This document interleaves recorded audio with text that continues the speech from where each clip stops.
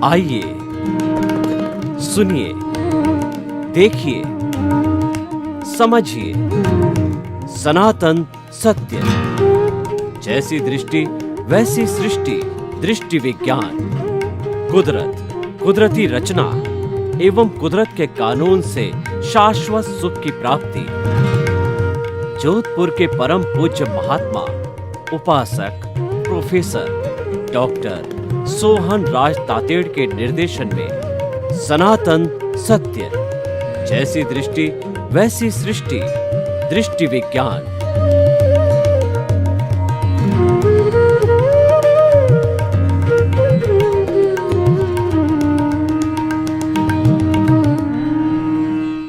भाई और बहनों, मातृशक्ति को नमन। आज का हमारा अति उत्तम विषय धन श्रम से या पुण्य से प्राप्त होता है। बहुत सुंदर विषय है कि धन का जो महत्व है वो नकारा नहीं जा सकता ग्रस्त जीवन के अंदर। ग्रस्त जीवन के लिए ये कहा गया है, अगर गृहस्थी के पास में कौड़ी नहीं यानी धन नहीं तो वो कौड़ी का नहीं, ही इज़ यूजलेस। और किसी सन्यासी के पास में अगर कौड़ी है यानी धन है तो वह भी कौड़ी का नहीं, कौड़ी मतलब ही इज़ आल्सो यूजलेस। क्यों? वो तो कंचन कामिनी से निवृत्त हो चुके हैं, कंचन कामिनी के पास त्यागी हैं वो, उनको जो है धन रखने की आवश्यकता नहीं होती। लेकिन गृहस्थी तो कदम कदम पर धन की आवश्यकता होती है। आप घर से बाहर निकलो तो पर्स के अंदर नोट होना चाहिए।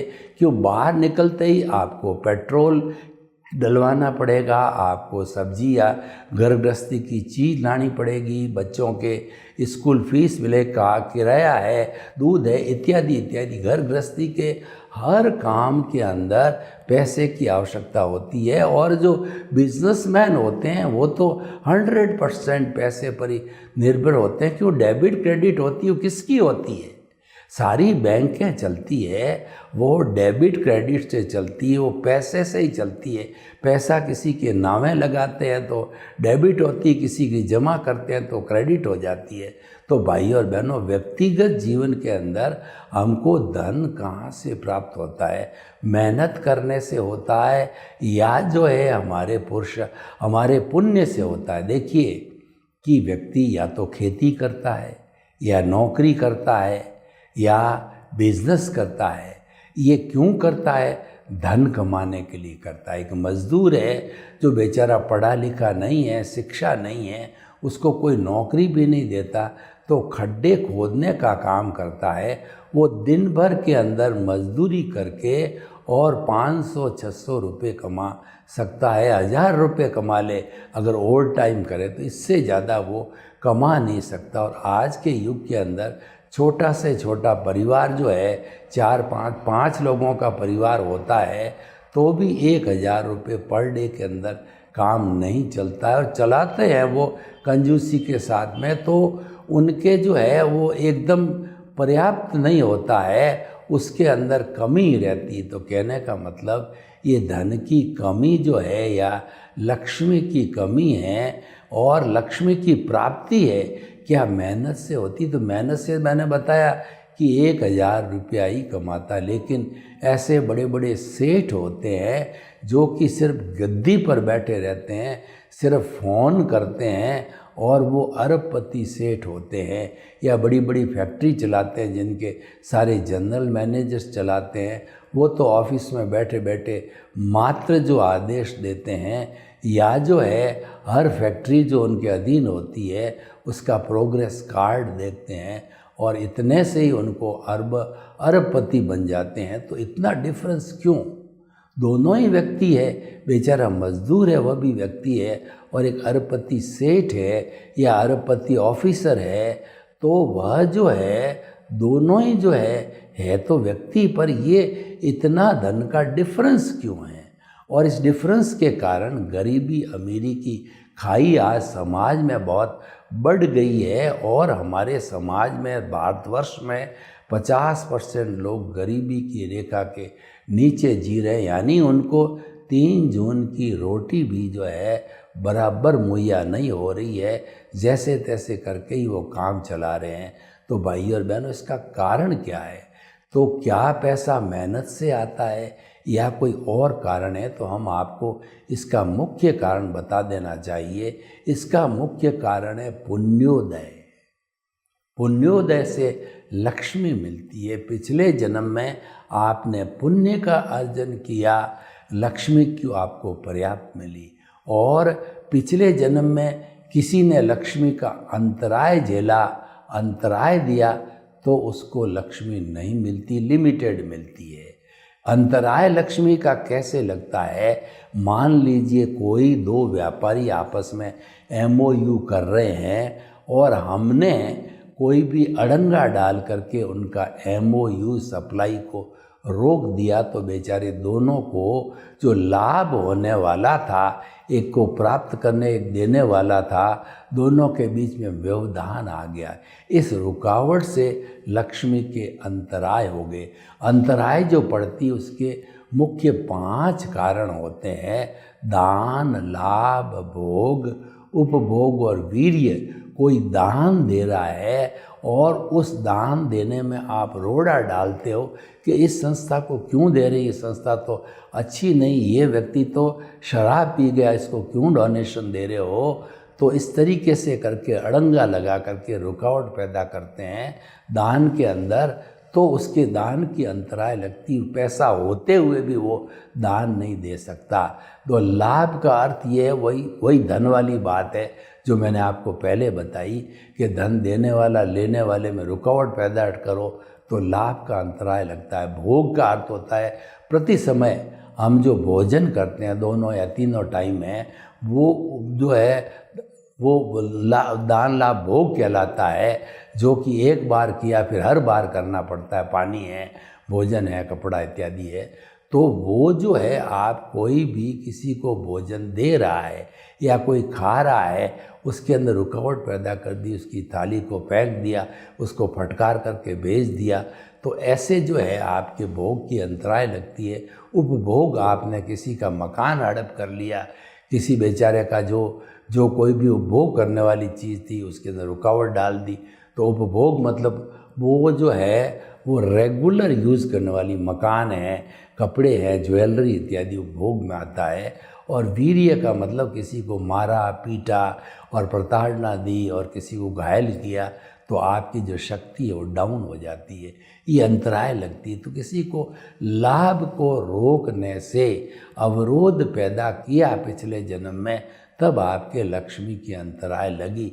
और एक बेचारा ऐसा व्यक्ति होता है कि दोनों हाथ से वो खूब डोनेशन देता है, मंदिर में देता है, गरीबों को देता है। आज हम आपको बतावें कि आज के इस युग के अंदर बिल गेट्स, जो कि वर्ल्ड के रिचेस्ट पर्सन है, वो 96-97% जो पैसा अपना डोनेशन के अंदर निकालते हैं। अब तो उन्होंने MD का पद भी जो है छोड़ दिया, और जो उसकी जो है धार्मिक संस्थाएं हैं, चैरिटेबल ट्रस्ट है, उसका ही ध्यान देते हैं कि मेरे पैसे का जो उपयोग बराबर हो रहा है नहीं, यानी वो डोनेशन की तरफ अभी ज़्यादा। और ऐसे लोगों को लक्ष्मी की अंतराय नहीं लगती है और नेक्स्ट बर्थ के अंदर उनको खूब पैसा मिलता है।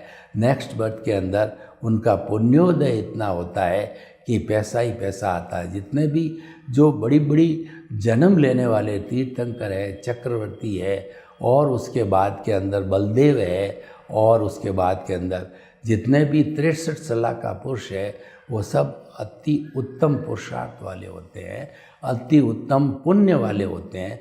पुण्य का बहुत बड़ा रोल होता है। हम क्या है, कोई भी प्रवृत्ति करते हैं मन वचन काया की, उस प्रवृत्ति से, शुभ या अशुभ प्रवृत्ति से पुण्य पाप का बंद होता है, और साथ साथ में हमको अच्छी बुरी गति भी मिलती है। तो ये हमको ध्यान में रखना चाहिए कि जो हम कर्म कर रहे हैं उससे हमको क्या प्राप्ति होने वाली है। तो धन की प्राप्ति का संबंध है वो खाली श्रम या परिश्रम से नहीं है, पुण्य से भी होता है। पुण्य से जो प्राप्त होता है, और पुण्य तो पिछले जन्म का अर्जन है। अगर आपको अगले जन्म की व्यवस्था करनी है तो आपको अच्छे सद्कार्य करने चाहिए। तो सद्कार्य करने से, धार्मिक वृत्ति करने से जो है वो पुण्य का जो है वो बंद होता है और अच्छी गति मिलती है। हम थोड़ा आपको इससे ऊपर ले जाते हैं। जो हालांकि लक्ष्मी, अगर मुझे कोई कहे कि आज के संसार का भगवान कौन है, मैं मानता हूँ कि भगवान पैसा है, लेकिन क्या है, पैसा जो है कुछ है लेकिन सब कुछ नहीं है। आज के युग के अंदर क्या हुआ है कि आज से 20, 30, 50 साल पहले जो है मैं एक सर्कल खींचूं तो सर्कल के केंद्र के अंदर जो है चरित्रवान व्यक्ति थे, चरित्र था और वैल्यूज़ थी और व्यक्ति का अपनापन था, व्यक्ति के प्रति करुणा की भावना थी, यानी कि जो है त्याग की वृत्ति, सहनशीलता की वृत्ति शक्ति केंद्र में थी। लेकिन अब क्या किया कि मानव ने उस केंद्र को फेंक दिया परिधि पर। परिधि जो प्योरली जड़ की धन दौलत रिश्ते नाते पद प्रतिष्ठा उसको केंद्र में ले आया है, यानी धन को प्रमुखता मिल गई। तो आज हमारी सोसाइटी के मापदंड ऐसे बन गए हैं कि भाई और हुक क्रुक कैसे भी फेयर और फाउल मीन्स से कोई भी कमाता है तो उसको अच्छा स्थान दिया जाता है, धार्मिक स्थानों पे, सामाजिक स्थानों पे, और उसकी व्यक्तिगत पूजा होती है, उसको स्थान दिया जाता है क्योंकि वो पैसे वाला है और चरित्र भी उसका खंडित है, फिर भी वो पैसे को महत्व दिया गया है। केंद्र में पैसा आ गया है हमारा और चरित्र और चरित्रवान और वैल्यूज़ है वो सारी परिधि पर चली गई है। तो भाई और बहनों, ये हमारी मूल में भूल हो गई है, इसका हमें करेक्शन करना पड़ेगा। इस भूल के कारण ही आज समाज में बिखराव हो रहा है, अराजकता फैल रही है, आतंकवाद फैल रहा है, हिंसा फैल रही है और घरेलू हिंसा बहुत ज़्यादा बढ़ रही है। और हमारे नेगेटिव थॉट्स के कारण जो है हमारी जो विचारों का जो प्रदूषण भी बहुत ज़्यादा फैल रहा है। इन सब का कारण ये है कि हमारा केंद्र बिगड़ गया है।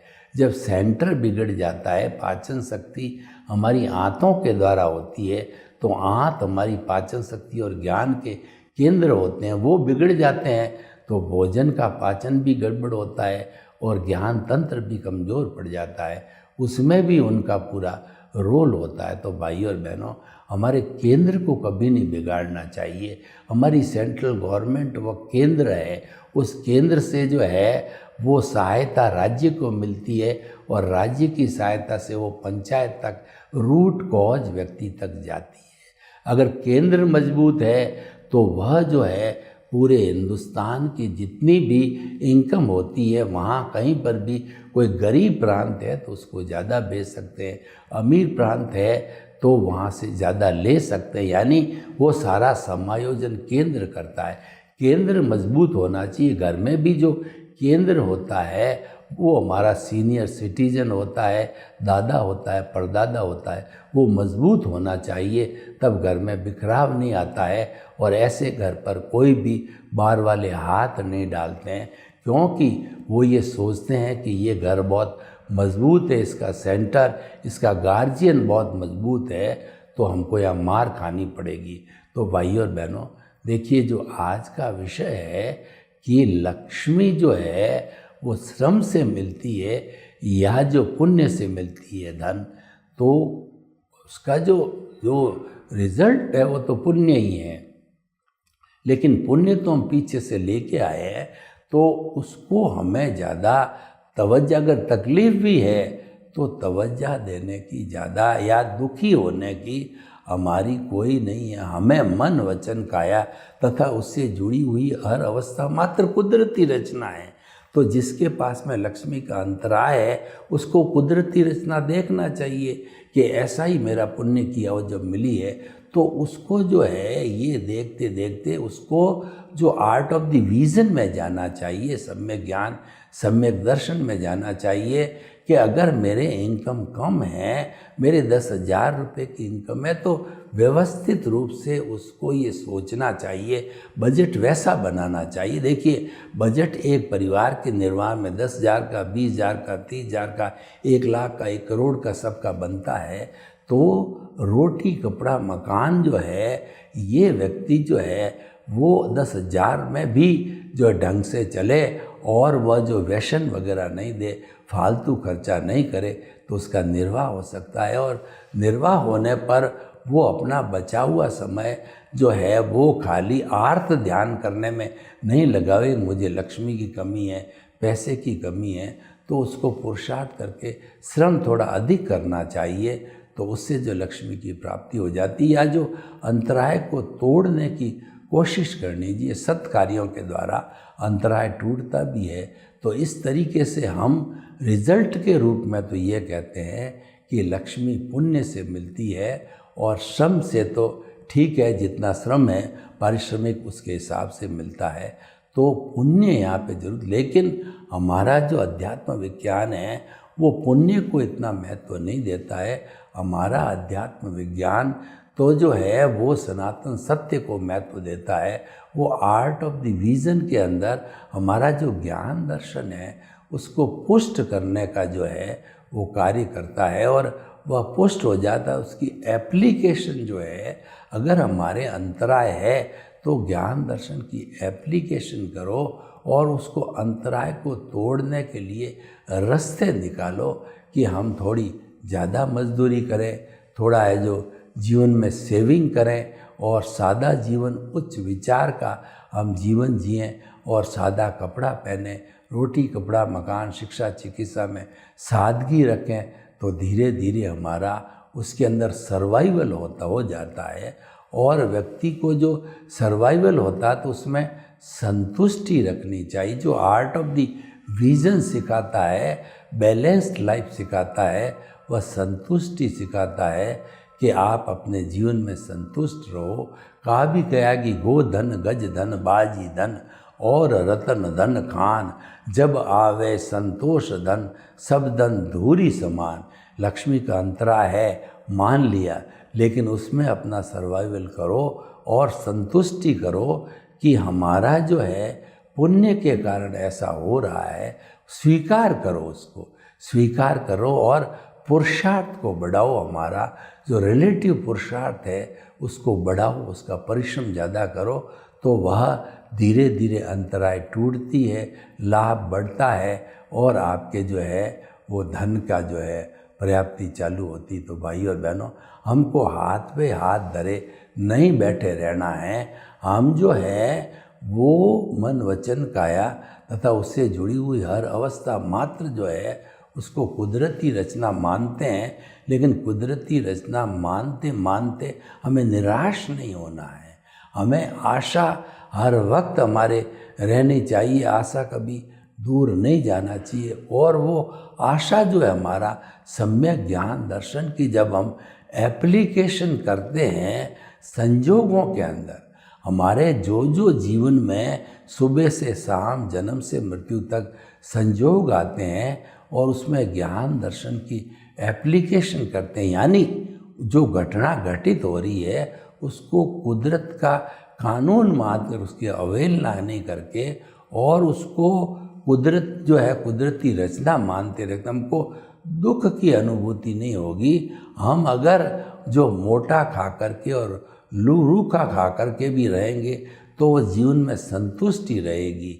तो इसीलिए कहा गया है कि हमें हमेशा संतुष्टि का जीवन जीना चाहिए। और दूसरा, कंपैरिजन, जो सबसे बड़ा आदमी दुखी होता है आज के युग में, पराये दुख दुबला है कि मेरे तो इतना ही कम धन है, हालांकि उसका सर्वाइवल अच्छा हो रहा है, लेकिन वह परवाह करता पड़ोसी की, पड़ोसी करोड़पति है, अरबपति का, वो इतनी बड़ी अटालिका में रहता है और मैं तो साधारण घर में झोंपड़ी में रहता हूँ। तो हमें किसी का कंपैरिजन, किसी की कहना चाहिए किसी का कंपटीशन नहीं करना।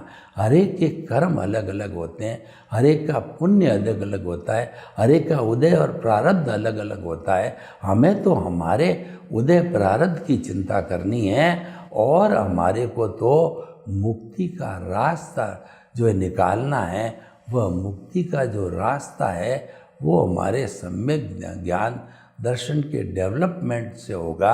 वो हमको ज़्यादा से ज़्यादा करना चाहिए, वो हमारे जीवन का लक्ष्य होना चाहिए, और वो आएगा कुदरती रचना देखने में। कुल मिलाकर के मैं बात करूं कि कोई भी आपको चाहे व्यवहार जगत का इम्प्रूवमेंट करना है, चाहे निश्चय जगत का इम्प्रूवमेंट करना है, चाहे मुक्ति को जाना है, जब तक आप कुदरती रचना को देखना चालू नहीं करोगे और निमित्त भाव नहीं लाओगे, तब तक आपके कोई कष्ट का निवारण नहीं हो सकता और आपको मुक्ति का मार्ग नहीं मिल सकता है।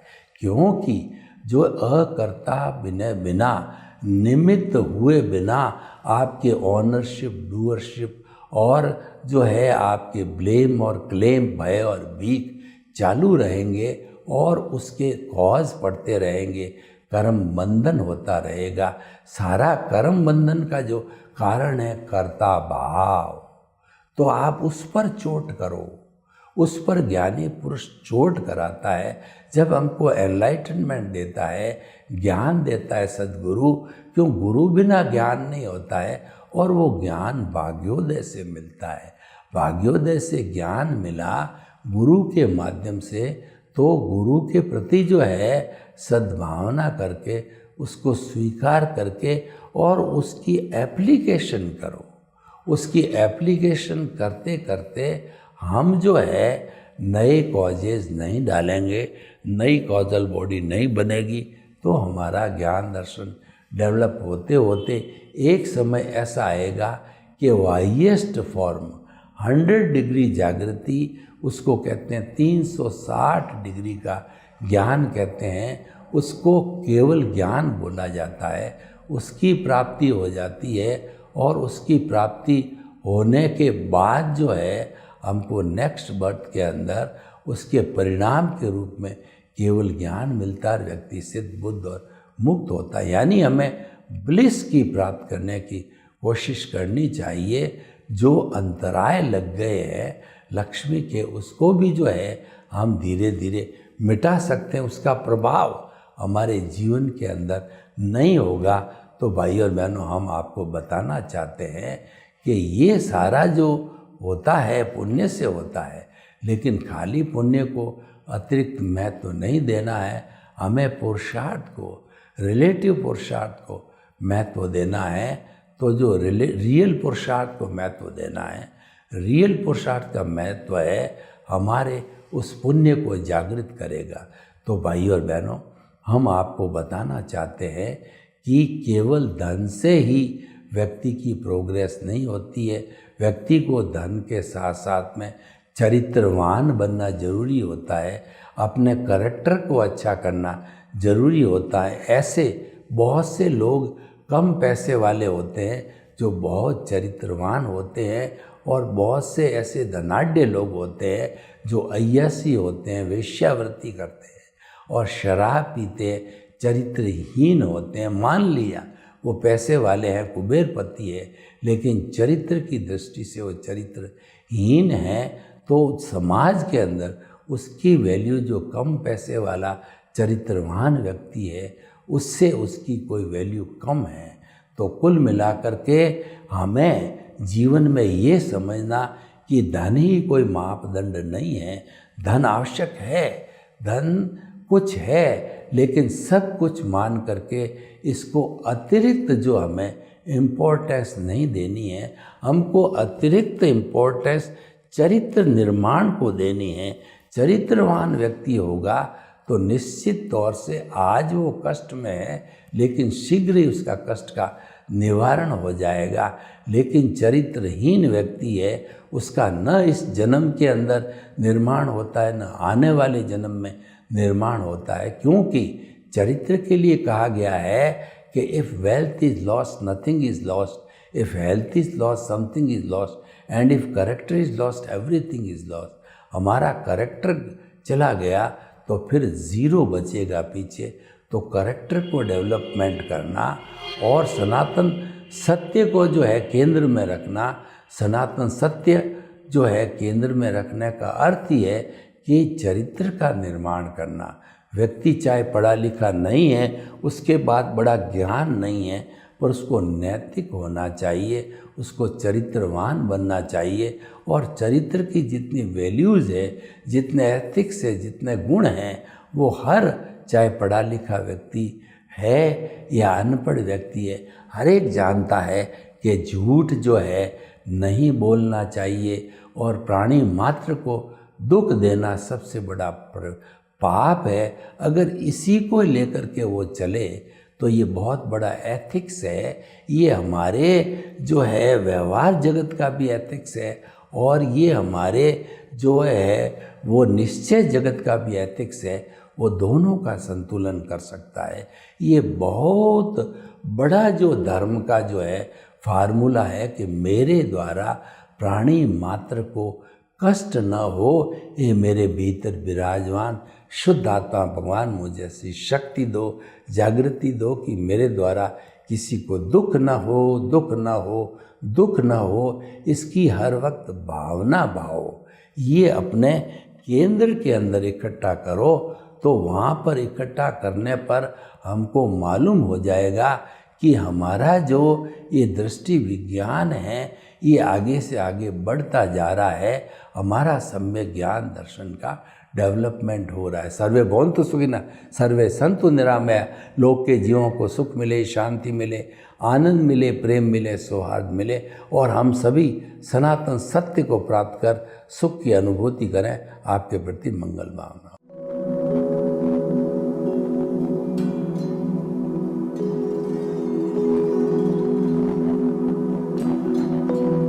एक ऐसा अंतर्राष्ट्रीय ख्याति प्राप्त मानव जो गुरु प्रेरणा से पिछले 20 वर्षों से वानप्रस्थ जीवन जीते हुए 24 घंटे मानवता की सेवा में संलग्न है।